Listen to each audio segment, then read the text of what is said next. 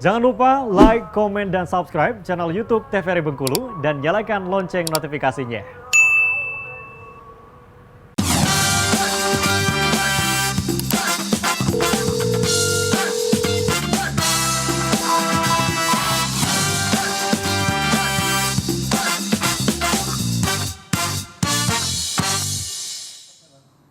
Halo pemirsa TVRI Bengkulu, apa kabar? Semoga selalu dalam keadaan sehat dan tetap semangat menjalankan aktivitas seperti pada biasanya. Senang sekali rasanya Sehelda Amelia kembali menjumpai Anda dan akan menemani Anda dalam 1 jam ke depan di Dokter Kito. Dokter Kito, bersama kita sehat. Nah pemirsa yang ingin konsultasi langsung di Dokter Kito bisa kontak WhatsApp 0851 7676 4648. Sekali lagi 0851 7676 4648 atau bisa komen di postingan Instagram TVRI Bengkulu.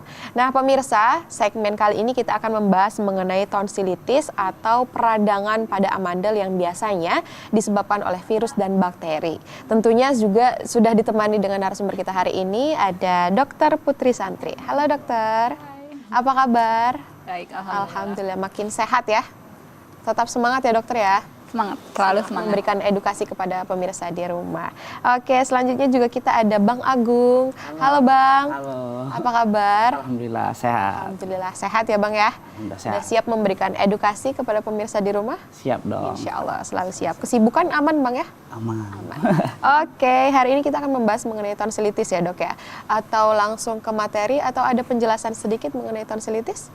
Mungkin saya jelaskan sedikit ya secara definisi bahwa tonsilitis ini adalah peradangan pada tonsil atau biasanya masyarakat umum sebut dengan amandel ya. Tonsil ini dia masuk ke jaringan limfe, jadi memang secara fungsi dia memerangi kalau ada bakteri, virus masuk ya, masuk ke tubuh manusia, apalagi lewat jalur oral. Nah itu fungsinya untuk mencegah infeksi tersebut masuk lebih jauh lagi. Oke, untuk mendengarkan penjelasan lebih lanjut, kita akan langsung melihat Dokter Putri memaparkan materi. Silahkan dokter. Boleh ya. Oke, tonsilitis. Tadi secara definisi sudah ya, bahwa tonsilitis ini adalah infeksi atau peradangan pada tonsil. Biasanya disebabkan karena bakteri atau virus ya. Jadi sifatnya kalau bakteri sama virus ini berarti bisa menular ya. Jadi memang harus saling sama-sama kita menjaga kebersihan diri kita, baik itu pasiennya ataupun orang di sekitarnya ya. Boleh di next. Next slide. Oke. Tadi sudah ya secara definisi sudah. Terus mungkin supaya lebih tergambar kita jelaskan dulu bagian tonsil itu bentuknya seperti apa sih sebenarnya gitu kan. Kalau misalnya pasien datang, boleh di next. Misalnya datang pasien dengan keluhan, biasanya paling sering keluhannya itu adalah nyeri tenggorokan. Nah, nyeri tenggorokan atau rasanya tuh sakit ketika menelan, ya. Itu biasanya pasien datang dengan keluhan seperti itu, datang ke vaskes. Nah, boleh balik ke gambar yang tadi? Jadi ini ya, mulut kita kalau misalnya dibuka, oh ya, kemarin kita bahas tentang laringitis, infeksi pada laring. Nah, posisinya ini laring, ada faring di atasnya. Nah, di faring itu nanti ada bentuk lingkaran, cincin namanya, sekitar cincin begitu. Nah, di sekitar cincin itu nanti ada yang namanya jaringan limfoid atau tonsil. Jadi tonsil ini sebenarnya banyak, ada beberapa posisi letak ya, mengelilingi faring. Nah, yang paling sering mengalami infeksi atau yang sering kita terlihat bengkak itu adalah ini ya, tonsil yang sebelah kanan dan sebelah kiri atau tonsil palatina namanya. Jadi di sekitar itu, di sekitar faring itu ada tonsilnya. Jadi sering juga overlap dengan faringitis, infeksi pada faring karena memang mereka berdekatan.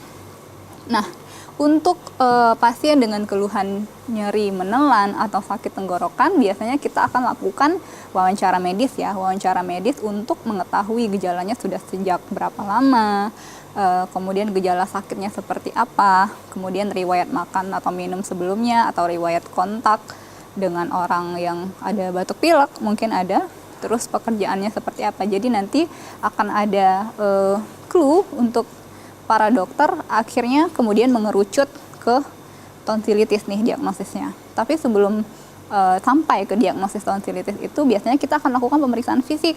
Pemeriksaan fisik ini nanti pasiennya akan disuruh, akan dimintai tolong untuk membuka mulut terus kita senter, ya kan? Terus kita senter nanti muncullah seperti ini. Ini contoh ya, ini contoh dari tonsilitis bakteri. Jadi normalnya itu kayak gini aja, warnanya pink, cerah. Tonsil itu kan memang ada ya secara normal, tapi dia nggak merah, nggak bengkak. Tapi ketika pada pasien dengan tonsilitis, itu biasanya tonsilnya akan bengkak, akan ada tanda-tanda peradangan ya, tanda-tanda peradangan ada merah, bengkak, nyeri, penurunan fungsi, panas ya. Nih, seperti ini. Nah, kemudian biasanya ada bakteri tertentu itu dia bisa ada putih-putih di sini, kemudian ada lapisan warna putih abu, ada bakteri khusus ya yang bisa menyebabkan gejala seperti itu. Tapi secara umum peradangan pada tonsil ini akan memberikan gambaran seperti ini, merah, bengkak, nyeri, panas, kalau menelan sulit. Kenapa? Karena dia masih, jadi rongga mulut kita itu nanti kalau kita telusurin ke bawah ya, turun ke bawah, ke bagian depan itu ada saluran pernafasan, ke bagian belakang ada saluran pencernaan. Dia masih berada di tengah-tengah leher kita. Jadi kalau misalnya nanti bengkak tonsilnya, udara mau masuk juga sulit, makanan ketika masuk juga bisa mengiritasi kedua organ ini. Jadi bisa nyeri menelan ataupun saat berbicara juga masih terasa sakit. Mirip-mirip panas dalam ya dokter? Ya, kalau orang-orang tua kita ya biasanya, oh ini panas dalam nih. Ya. Karena main HP lah, bukan ya, karena main HP terus. Atau biasanya mereka tuh sukanya bilang karena banyak jajan, karena banyak jajan ya, makan ciki atau minum es begitu. Jadi pada intinya ini adalah peradangan biasanya karena infeksi bakteri atau virus ya.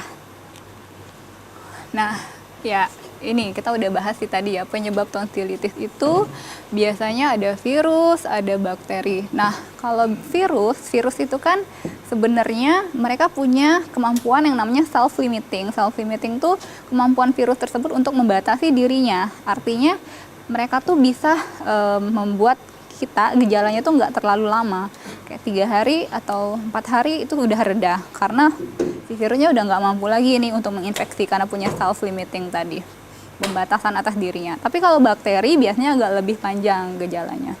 Jadi tonsilitis nanti akan dibagi lagi ya jadi 2, akut dan kronis. Kalau akut dia biasanya 2-3 minggu udah selesai, tapi kalau kronis lebih dari 2-3 minggu.